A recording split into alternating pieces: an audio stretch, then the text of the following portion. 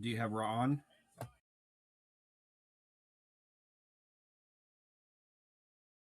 Hello, ladies and gentlemen. Welcome to the Gutter's Edge. I am Cobra, joined by the Brave Raider himself, Ricky Swearingen. How we doing, Ricky? Doing great. I just had dinner and I had a good night bowling last night, so everything's good. Yeah, speaking of bowling, I had a pretty decent league night last Thursday. Not quite what I had before, but still pretty close to that area. I had a 477, so not terrible. Yeah, I had Not terrible at all. well, my first game was 159, and then I struck the first four, and then I had the next five spares, all 10 pins, picked them up, and then I strung out the last three with the 233, and then I ended with the 189 with the 582. So, um, it's not my decent night. I was the highest on my pair, so which is good. Yeah, definitely. It definitely has some kinks to definitely iron out on my bowling game for sure. Yeah. Because I was bowling great. I just had a lot of missed spares, which will kill any bowling score. But a lot of my hits were pretty good hits. Ranging. I'd have either be in the pocket and leave a solid 10 pin. They were good hits. Yeah. And Well, that's I bowling for think you. yeah, I think one of the big things I had to do is I think I have to remove a piece of tape out of my spare ball so it slides out a little bit easier because when I was throwing my spare ball, it was sticking to my thumb and I was hanging on to it a little bit too long. So that definitely hurt me in that aspect. Um, but I will say this: I can definitely tell you from the start of when I went back to league last summer to now, I can definitely see a huge improvement. Yeah, I am, I think I have improved a lot too because I was out of bowling for a year and a half and never picked a bowling ball. And I came back last year and, or actually beginning this year, and I started with a 200 average, and then I got picked up on a team, so I'm holding around that same average, so which is not bad. and for with and obviously with me, my injury, my back injury had definitely held me back a little bit. Yeah. When I started in the summer league, um, I was actually wearing a back support. Uh-huh. I was wearing a back support brace. I was wearing a glove. I was just doing this and this. Just trying to keep things together per se. And it got to a it got to a point where I didn't need the back support. It got to the point where I didn't need the glove. So I've definitely seen improvement there. Um, then of course I had to be talked out of trying to create more angle. Because my ball speed had been picking up. Um, just improving that, if that makes sense. Um, So wearing the so back brace and everything else, you look like the character from Kingpin. yeah, from Bigger and McCracken, which by the way, I do have a jersey inspired by Bigger and McCracken. Oh, really? So yeah. I mean, I let me hold on one second.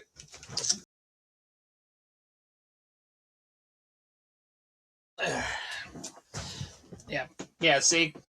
This is see, Oh, it's yep. the That's Bolify what it Bigger is. and McCracken one. Yep. So I do And have that. didn't you wear suspenders too? Yeah, or no. That was like a work belt, if that makes sense.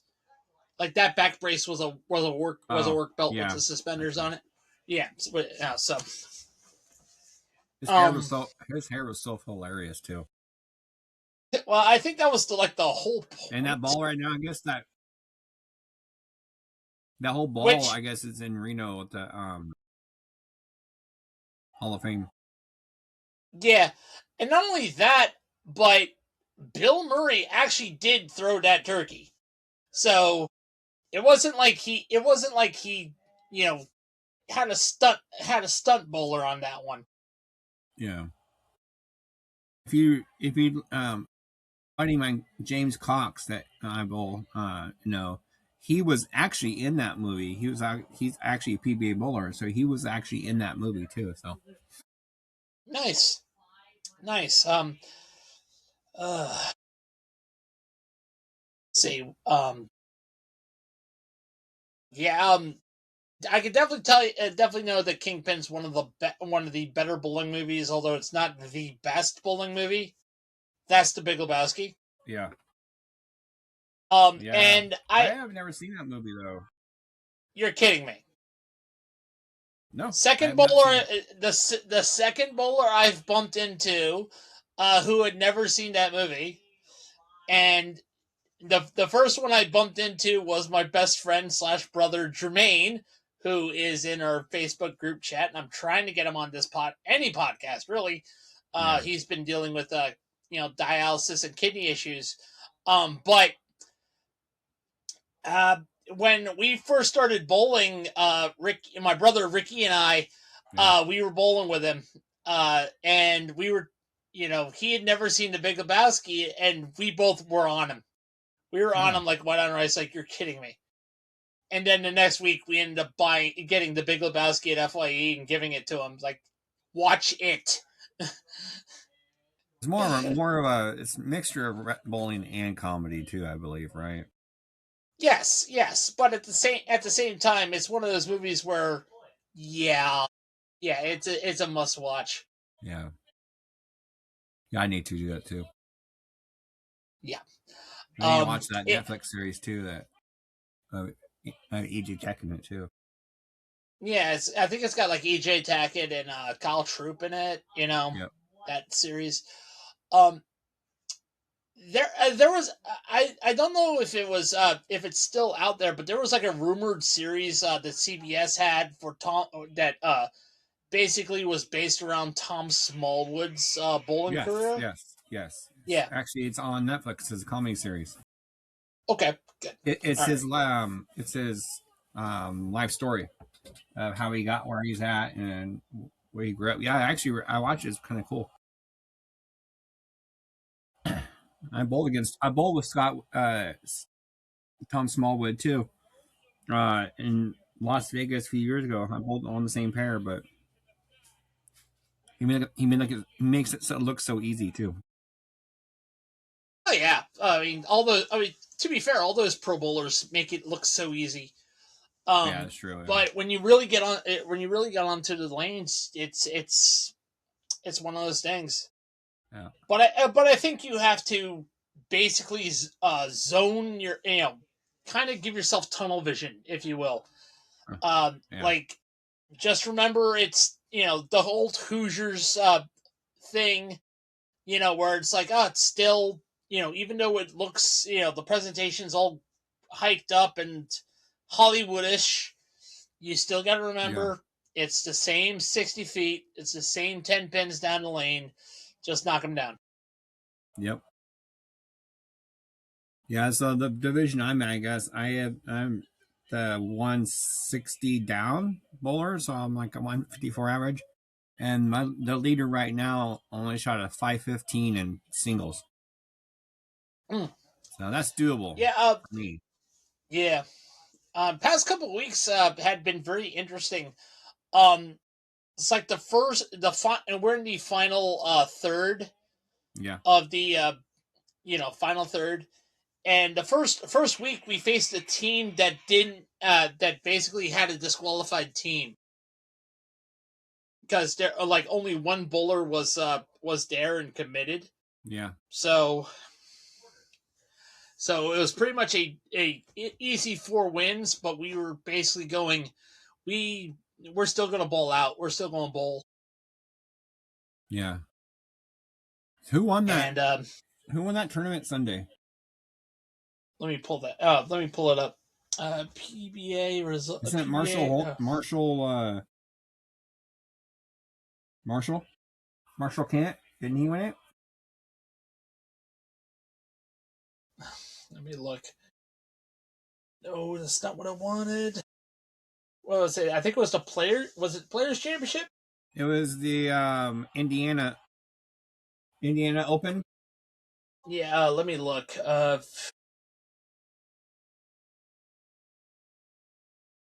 trying to find. I'm trying to get the results.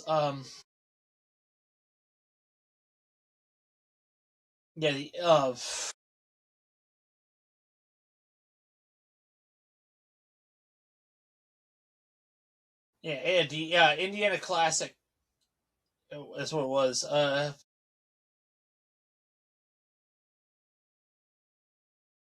Yeah. Yeah. Okay. So, I'm trying to. Dang it! They don't give me the results.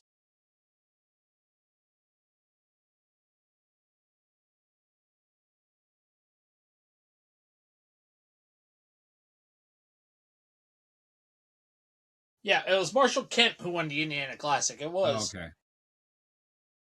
Yeah, defeated Boog Kroll is who he Yeah. beat. Well, I he always beat. thought Marshall Kent was one of those bowlers they overhyped too Yep. early. Yep. Just primarily because he was coming out of college and he was pretty young, and his maturity wasn't really there. If that makes sense. And I figure, Yeah. Did he actually? Was he on Big Bowling? Was that his bowling company? yeah, I Or think he was so Big because Bowling and he's now. he was pushing them hard. Like he was one of the first ones to Yep. push them hard.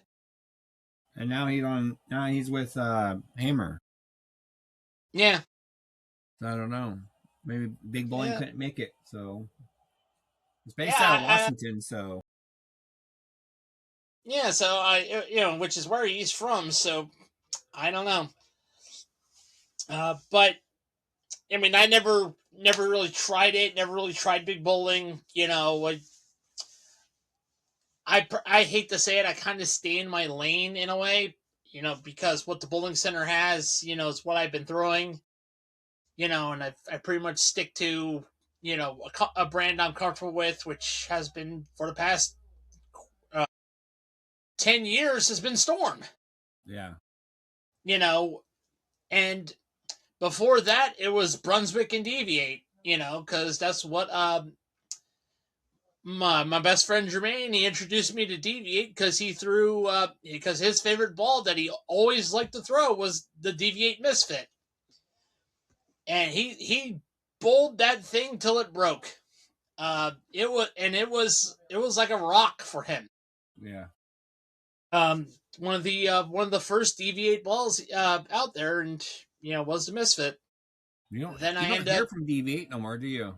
yeah, that's weird. Yeah, that's it pisses me off too because I love Deviate.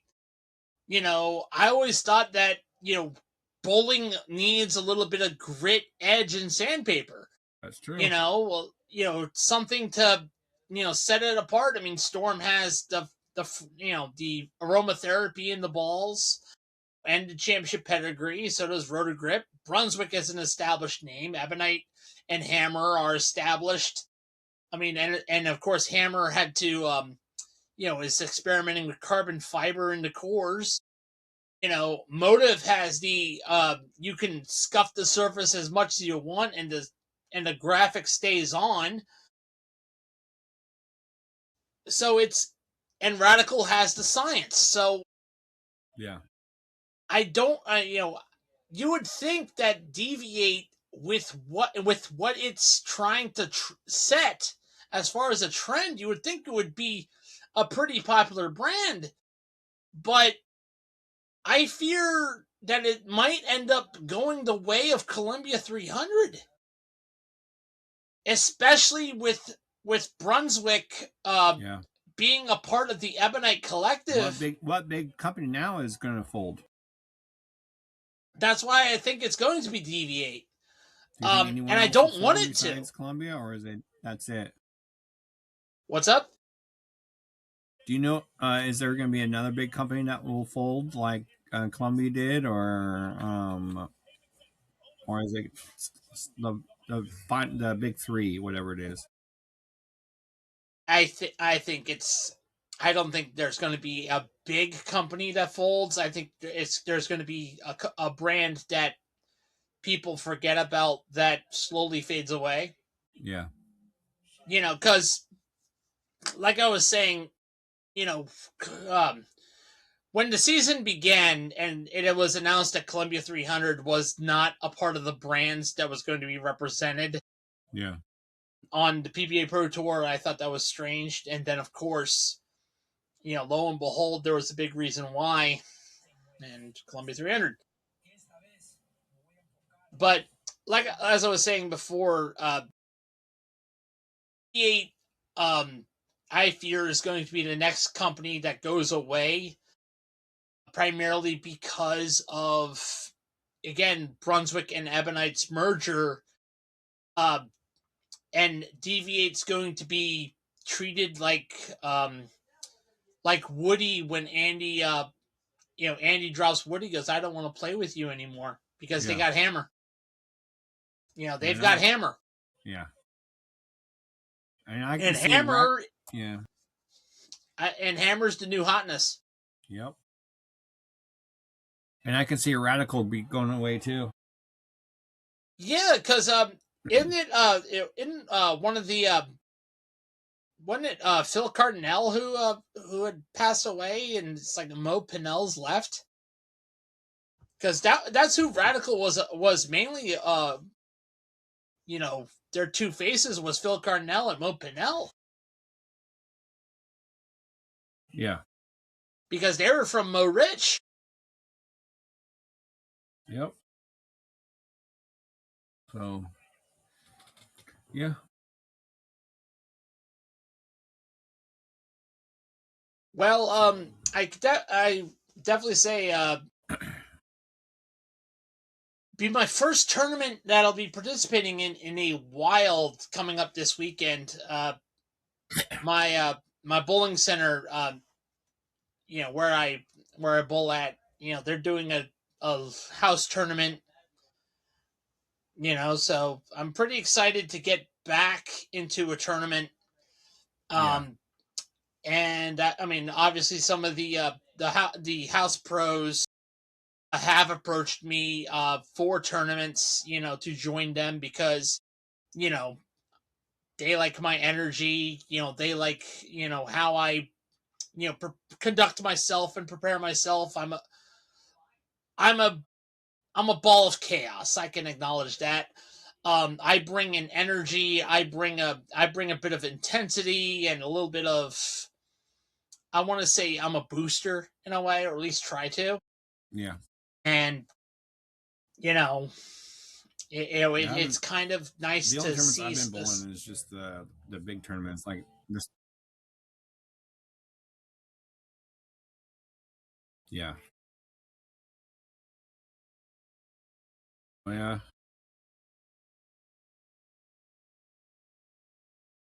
I'd rather just bowl tournaments if I had a choice. Yeah, I mean, I definitely like bowling leagues. I definitely would love to bowl more tournaments. That's going to come in the future for me. I I believe that my body has gotten physically to a point where I can do these tournaments. Mm-hmm. It used to be, um, when I was bowling, in the summer league. It was, I kept, in the back of my mind, can I keep doing this? Can I keep doing this? And as the weeks went by, it's like, yeah, I could do a league. I could do a full league. I could finish up the summer league. I could finish up the summer league. And then it was like, winter league started signing up. I'm like, I'm in. Yeah, that's pretty much how it's become. I haven't slacked off on my physical training. Like I'm still in the gym constantly, because I'm trying to, like I said, I'm trying to prepare my body. So I want to get better. And I am getting better by the day. Um, I just hope that Again, none of us know how long we have as far as when it comes to bowling, comes to life. But I want to keep bowling. That's what I want to do. That's what I love. And Yeah, I'm getting close. I'm getting close to give it up because my body's not healing no more. So I'm getting close. I think I have a few more years left in me, and that's it. yeah, well, I mean, you could at least give me some sage advice. At least, I That's mean, true. Yeah. I'm yeah, I'm only like 20 years younger than you are, so it's not like I don't think none of us, no matter how old we get, we're stuck in this. If that makes sense, no matter Yep. no matter what, we want to pass on bowling onto whomever. I mean, you've already acknowledged you pass it on to your sons. Yep. Eventually, I want to do that when I eventually have children. And, whether it be a son or a daughter, I want them to discover bowling like I did. You know, My dad. I Yep. My dad passed it on to me and my brother, and my brother stopped bowling. And I'm the only one left in my family, and yeah, so I had the bowling itch, like I said, when I was 3 years old, watching it on ABC's Wild World of Sports, gathering 2-liter bottles that my dad would consume. Basically, throw a soccer ball down the hallway and thought I was a PBA pro. yeah, me too.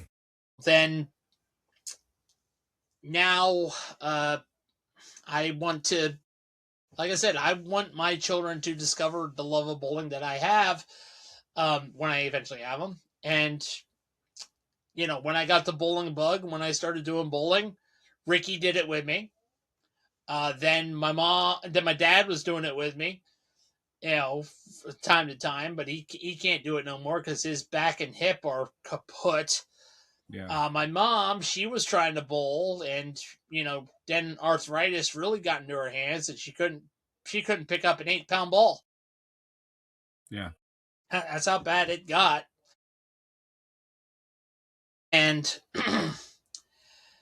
that now I'm bowling with my fiance, and kind of a little bit of a heads up. Her birthday's coming up, and I have her ball on order. I was going to ask you that. Did you get one? Did you find one? Yes, it did. I ordered a tropical surge off Bowler's Mart. That works. Yep. Yep, 10 pounds. In teal and blue.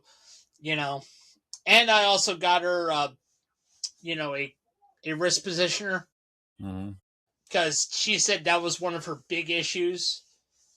Because when we were bowling last time, she said she couldn't like lock her wrist. That makes sense. Like because when she would release the ball, it would flop. It would like turn. It wouldn't really turn right. So so I'm like, okay, I can fix that easily. Yeah, that makes sense. Yeah, because those do help keep your wrist straight. I wear one. You've seen it. I wore it since 18, and I tried bowl one day just by itself, and I'm like, yeah. So I would for my wrist when I have since stopped wearing them. But I used to wear the Master Deluxe glove. yeah, The one that came all the way down to your wrist right here and yeah, had the metal plate in there. That's what I used to wear. And I've have since stopped wearing them. Because one of the downsides that everyone had noticed is, when I would release the ball, I wouldn't release it up here. mm-hmm. I'd be down here. Yeah, I'd be like a little bit further down. I'd release it like a little too early. Instead of, going up to the release, it would be boom. And it wouldn't go clean through the pocket. yeah.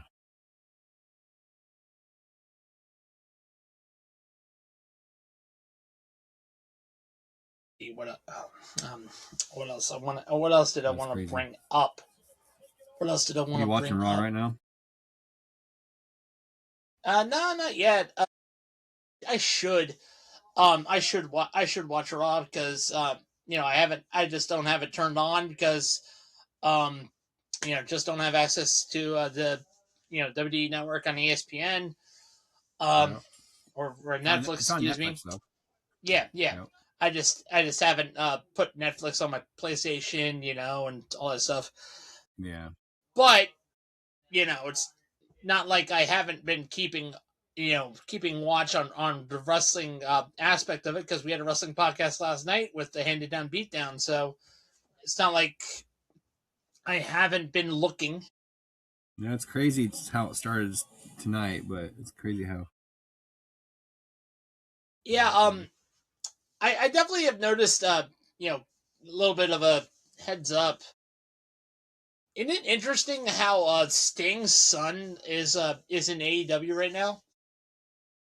Yeah, it's like how time has flown. Yeah, and also Finley's son's in there too. He just Yeah, showed up too. Dave. Yeah, Dave Dave Finley. Finley, Yeah. Yeah. who it was a highly sought after prospect, and I think WWE like pissed away the chance to sign him. Yep. Like they pissed him off. Yeah. Kind of like reminded me of the Birthright group in NXT. Yeah, So there was a couple of we're kind of getting a little sidetracked from bowling here, that's but it's all right. There's a couple of like next generation superstars that I'm surprised haven't really gotten their due. yeah. I mean, one of them it's not surprising that they haven't because no booker wants to touch him. And that's David Benoit, Yeah. the son of Chris Benoit, who does want to wrestle, and just no booker wants to touch him because unfortunately his last name is Toxic. Yep. You can And change it though. he doesn't want to. Oh, that's right. He doesn't want to because and even so, um, he's got that look.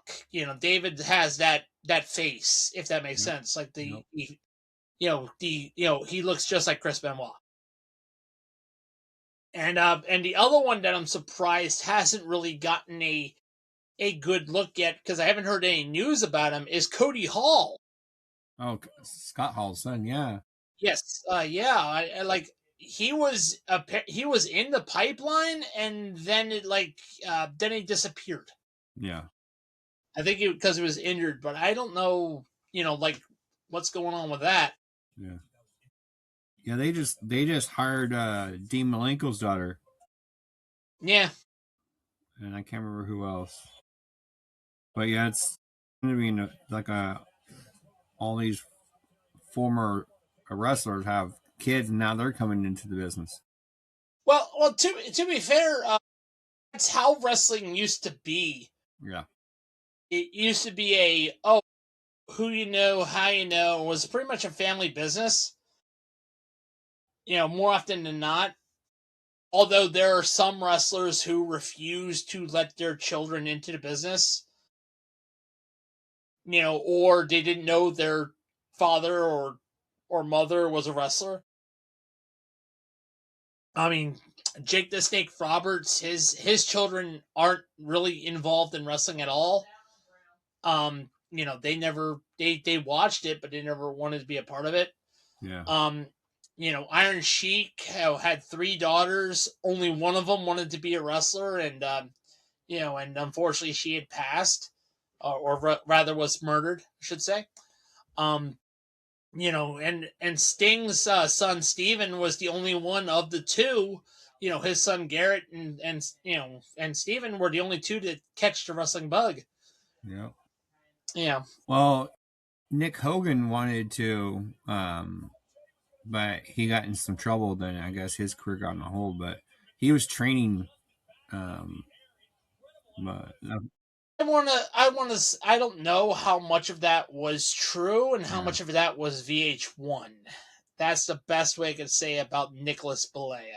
I don't know if he legitimately wanted to be in the wrestling business or if he was just entertaining VH1. That's the best way I can describe it. And more often than not, I want to say he was just entertaining VH1 because you would think even when he got released from his time in the hole, you would think that he would want to keep pursuing that, and no, he hadn't. So I tend to think that he was entertaining TV. That's That's true. just my opinion on that. Don't know if that's true or not. Um, it's kind of like also with some bowler sons as well. I mean, yeah, we have Ryan Barnes in there, and the Bone family, you know. But of course, Kyle Troop is the son of Guppy Troop. Pete Weber's Dick Weber's son, you know. But you would think a lot of these sons of PBA Hall of Famers would pursue the same career sometimes, and sometimes they don't. Like Chris Hardwick, he ended up being an actor, so Who, actor comedian. who was his So dad? Did his dad bowl? Billy Hardwick, Oh, okay. yeah. So it wasn't, but it's kind of weird how that works out, And we managed to segue back into bowling, so that'll work. Yeah. So yeah, Ryan Barnes, that like he's going to the next phenomenon. Once he gets everything like together, I think he'll be dominate like his dad did. I definitely think he's close. Like, Yeah, not he gonna is. lie, I think he's close. Well, he was close to what Um, tournament was it last year? Wasn't he? Was he second place for a tournament? I can't remember which yeah. one. I think also he was he made a telecast this year as well. He had or was that last year where he converted to 2-8-10? That was Sunday. Yeah. Yeah. He did it it was Sunday with the backup ball. Yep. I mean, I picked it up before, but I haven't picked up like that. That was amazing. Yeah.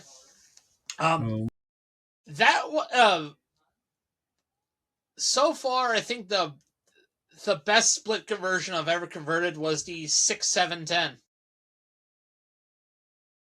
and that was so long ago. yeah, you're muted. I'm muted. Yeah, I didn't hear you for a second. Huh, interesting. Do you hear me now? I can hear you. Yeah. All right. Yeah, like I was saying, the greatest split I've ever converted is a 6-7-10. And now, like I said, that was when I was first bowling. And I didn't have a sparrow ball back then. I think the only ball I had was the Brunswick Ringer that's over there, and I ended up using a 14-pound house ball because it's what was fit my hand, and I threw it, and I thought I missed it. I looked away, and Ricky and Jermaine are just like, "Holy crap, you got it!" I'm like, "What?" So I picked that up was that. the only two spots I had not picked up is the 5-7-10 or 7-10. I had not picked either one up yet. Yeah. Mm. So I picked them all up before stuff. I've picked up, obviously picked up the baby split. I picked up the 4-7-10, the 6-7-10, excuse me, 4-9. Picked up the, picked up a 2-10. I picked up some pretty decent splits. Yeah. I'm one one thing that I have had a comment on in league was I'm a very good spare shooter. The only thing is I'm like, quote, I'm there, but I'm not, but I'm like just a little bit off, because it's right there. If it just help, if you were just like a half board over, you would have got it. Because, everyone keeps saying, like, you were there. You were right there. If the ball had just held on just a little bit more, you would have been right there. Yep. More often than not, it would just move just a little bit.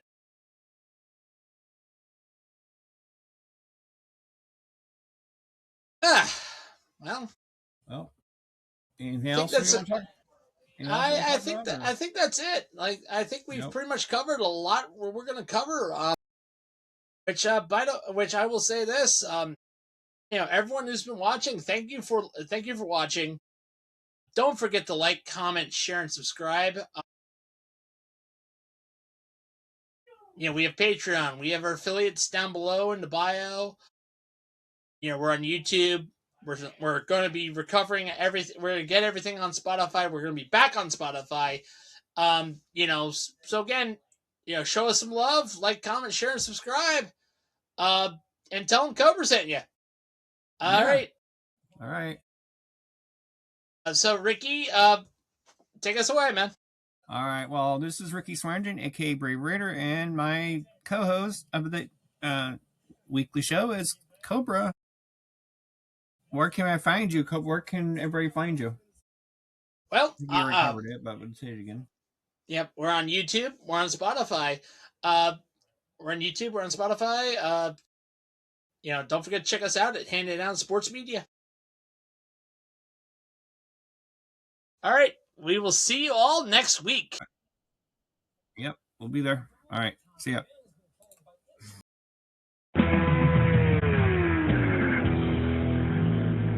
See y'all later, guys.